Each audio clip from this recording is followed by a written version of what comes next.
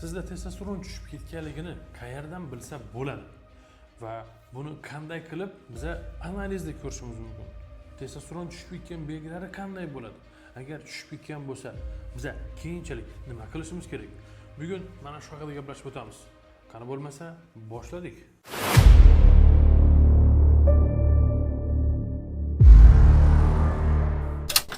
Assalomu alaykum, mister va miss obunachalarim, yaxshimisizlar? Sog'lig'ingiz yaxshimi? Charchamayapsizlarmi?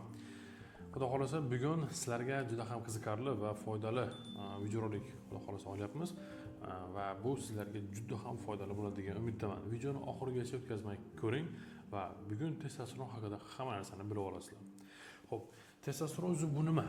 Buni testosteron tushib ketish belgilarini aytishimdan oldin testosteron nimaligini bilib olishingiz kerak. Testosteron bu erkakni erkak qiladigan gormon, ya'ni erkaklik gormoni.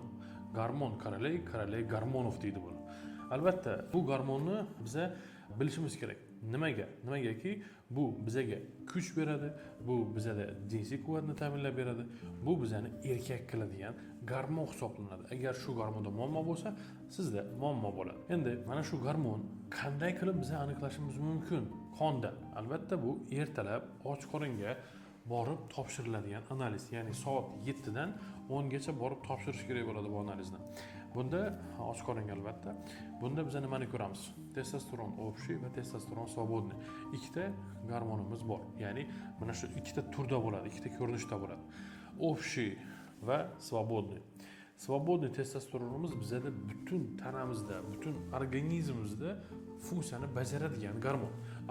Testosteron общий esa bu как бы zapas desak ham bo'ladi. Свободный butun funksiyani bajaradi. Endi biza nimani yana bilishimiz kerak? Testosteron bu moyaklarda ishlab chiqiladigan gormon hisoblanadi. Bilasizlar, moyaklar pastda tanamizdan tashqarida joylashgan. Shunda ular zo'r ishlaydi. Xudo taolo bizani shunday yaratganki, shu moyaklarimiz tanamizdan tashqarida joylashishi kerak. Sababi u yerda temperatura pastroq bo'ladi. Masalan, bizning tanamizda 36 gradus, to'g'rimi? Tana harorati. Moyaklarda bu 2-3 gradus past bo'ladi. Shunda moyaklar zo'r ishlaydi. Testosteronni ham zo'r ishlaydi, spermani ham zo'r ishlab chiqaradi. Shuning uchun ham biz ko'p aytamiz, moyaklarni qizdirib qo'ymang. Qizdirmang moyaklarni. Qizdirib qo'ysangiz ishlashdan kamayadi, funksiyasi kamaydiradi. Shu joyda sizlarga bir savol. Albatta buni javobini kommentariyga yozib qoldiringlar. Pampers kiydirish bolaga, o'g'il bolaga bu bepushtlikka olib keladimi? Albatta buni kommentariyga yozib qoldiringlar. O'z fikrlaringizni kutib qolaman. Albatta bu menga qiziq. Xo'p, davom etamiz. Bilib oldingizlar, bu moyaklarda ishlab chiqiladi. Undan tashqari buyrak usti bezi bor. Buyrak usti bezida ham testosteron ishlab chiqiladi. Xo'p, testosteron nimaligini bilib oldingiz. Qayerda ishlab chiqarilishini bilib oldingiz. Endi buni biza qanday bilamiz, shu bizani tanamizda testosteron tushib ketganligini? Birinchisi bu charchoqlik, holsizlik. Biza nima ish qilsak ham, mazza qilib bir uxlab tursak ham charchoq bo'laveradi bizada, charchoq bo'laveradi. Bu testosteronning tushib ketganligidan dalolat beradigan belgilardan biri hisoblanadi. Keyingisi depressiya, tez asabiylashish, bir narsani ko'p o'ylab qisinish, mana shu holatlar juda ko'p bo'ladi. Keyingisi albatta bu bizada jinsiy quvvatning pastligi. Ya'ni jinsiy zaiflik boshlanadi. Agar sizda jinsiy zaiflik boshlansa, bu testosteronning tushish belgilaridan biri hisoblanadi, asosiysi emas. Ya'ni jinsiy zaiflikni kelib chiqish sabablari juda ko'p. Bu to'g'ri, testosteron ham bor, undan tashqari yallig'lanish bor, qon aylanish sistemasida muammo bor, psixologik bo'lishi mumkin. Albatta bularni ham inobatga olishimiz kerak. Keyingi belgisi sizda mishishning massa pasayib ketadi, ya'ni mushaklaringiz kamayib qoladi va sizda ortiqcha vazn paydo bo'ladi, ya'ni semizlik. Semizlik bo'ladigan bo'lsa, sizda ayollik gormoni oshib ketishi mumkin, ya'ni estradiol oshib ketadi. Estradiol oshib ketadigan bo'lsa, yana sizda jinsiy zaiflik va hokazo muammolar boshlanishi mumkin. Undan tashqari uyqu qiyin bo'ladi, ya'ni uxlashimiz qiyin bo'ladi. Uyqusizlik bo'ladi va xotira pasayishi ham kuzatilishi mumkin. Biza bir narsaga e'tibor berishimiz kerak. Hozir men belgilarni aytib o'tdim. Agar sizda shunaqa belgi bo'lsa, kommentariyaga ha yoki yo'q deb yozib qoldiring. Endi biza analizni tekshirgan paytimiz testosteronni o'zini tekshirish emas, uni testosteronga ta'sir qiladigan gormonlarimiz ham bor. Hozir bu haqida ozgina tushuncha beraman. Boya aytdim, testosteronni ikki turi bo'ladi, ya'ni ikki xili bo'ladi, ikki xil ko'rinishda bo'ladi. Bu testosteron общий va testosteron свободный. Erkin testosteron. Mana shu ikkita gormonga ham ta'sir qiladigan gormonlar bular. Estradiol, prolaktin, TTG, T4 свободный. Bu TTG va T4 свободный qalqonsimon bez gormonlar desak ham to'g'ri bo'ladi. Albatta biza analiz tekshirgan payti hozir aytgan gormonlarim testosteron общий, undan tashqari TTG, T4 свободный, estradiol, prolaktin va LG FSG gormonlarni ko'rishimiz kerak. Mana shunda biza общий mana testosteronga baho berishimiz mumkin. Yana bitta jihatini aytishimiz mumkin. Mana shu erkin testosteron dedik. Erkin testosteronni aniqlash yo'llari ham borda. Bu masalan общий testosteronni aniqlab turib, GSPG degan analiz bor. GSPG gormon связывающий половой гормоны. Mana shu ikkisini aniqlab, biza testosteron свободный chiqarsak bo'ladi. Uning uchun jadvali bor. GSPG bilan testosteron общий соотношение qilib, testosteron свободныйni topsak bo'ladi. Albatta, shu aytgan analizlarimni ertalab ochiq qorong'i soat 7 dan 10 gacha topshirishimiz kerak bo'ladi. Shunda biza bilishimiz mumkin testosteron normadami yoki yo'qmi. Do'stlar, mana shu fursatdan foydalanib sizlarga aytishim kerak, bizada Telegram kanalimiz bor va albatta Telegramdan bizga savol yo'llasanglar bo'ladi. Undan tashqari bizada onlayn konsultatsiyamiz ham bor. Agar sizda mana shu jinsiy tomonlama muammongiz bo'layotgan bo'lsa, albatta mana ekranda ko'rib turgan nomerlaringizga telefon qilsanglar bo'ladi yoki bo'lmasa Telegramdan yozsanglar bo'ladi. 15 nomerimiz, operatorim nomeri. Onlayn konsultatsiya haqida batafsil ma'lumotlarni beradilar. Albatta, onlayn konsultatsiyada ham natija olsa bo'ladi. Sizni kasalligingizni davolasak bo'ladi. Ozgina reklama ketdi. Endi yana nimaga qaytamiz? Mavzuga qaytamiz. Endi, xo'p, biz bildik testosteron tushib ketgan ekan, tushib ketish belgilarini, testosteronni qanday, qachon tekshirish kerakligini ham bilib oldik. Endi nima qilish kerak? Nima qilsak bizda testosteron oshadi?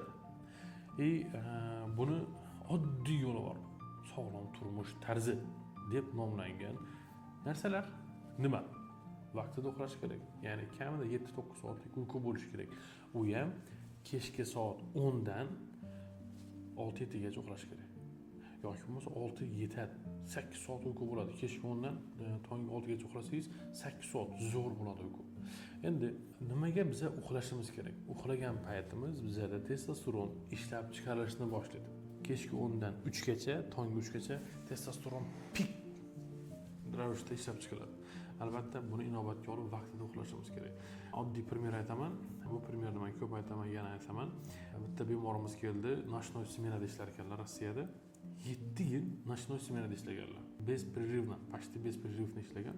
7 yil kechki navbatchilikka tushadi. Bir kundan bo'ladi, yana kechki navbatchilikka tushadi. Adashmasam 95-96 yil edilar.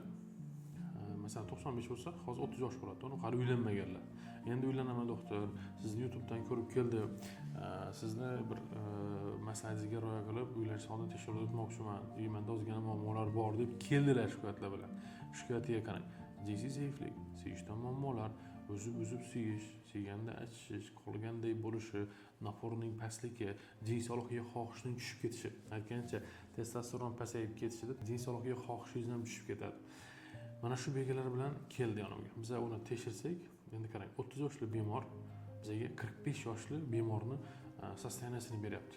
Ko'rinishi ham, organizmi ham testosteron tushib ketgan, sperma tushib ketgan, gormonlar o'zgarib ketgan bemorda buket kasalliklar topildi. Mana shu holat bemorda nimadan yuzaga keldi bo'lish? Albatta bu kechki smenada ishlash. Vaqtida uxlamaydi. Bu gormon o'zgarishiga olib keladi.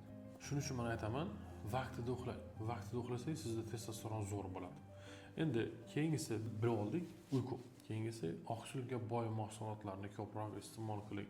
Bular nima bo'ladi? Birinchi navbatda baliq mahsulotlari, dukkakli mahsulotlar, bodom, pista ketaveradi. Har xil fistashkalar, bular ham testosteron oshishga yordam beradi. Sizlarga yana maslahat, jismoniy harakat. Jismoniy harakat bizada testosteronni ishlab chiqarilishiga, testosteronning ko'p bo'lishiga, normada bo'lishiga yordam beradi. Hozir aytib o'tganlarim oddiy narsalar.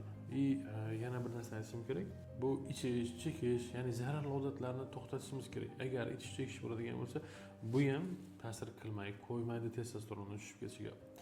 Do'stlar, sizlarga testosteron haqida tushuncha berib bildim degan umiddaman. Testosteron tushib ketish belgilarini ham bilib oldingiz. Undan tashqari testosteron tushib ketganda nima qilish kerak, qaysi analizlarni topshirish kerak, bularni ham bilib oldingiz. Qanday qilib testosteronni ko'tarish kerakligini ham bildingiz. Oddiy narsalar: vaqtida uxlash, kechki o'yin, undan tashqari jismoniy harakat, to'g'ri ovqatlanish, zararli odatlarni qilmaslik. Yana bitta zo'r bir testosteron oshiradigan nimani sizlarga aytaman. Bu dukkakli mahsulotlarni asal bilan aralashtirib turib, ertalab va kechqurun bir osh qoshiqdan iste'mol qilish. Bu sizni testosteronni zo'r qilib beradi. Do'stlar, bugungi ma'lumotlarimiz sizlarga foydali bo'ldi degan umiddaman. Albatta, kommentariyaga fikrlaringizni yozib qoldiringlar, o'qib chiqamiz. Savollaringiz bo'lsa, imkon boricha savollaringizga javob beramiz. Aytgancha, kanalimizga obuna bo'lish va mana shu videorolikni testosteronni past dozaga yuborib qo'ying.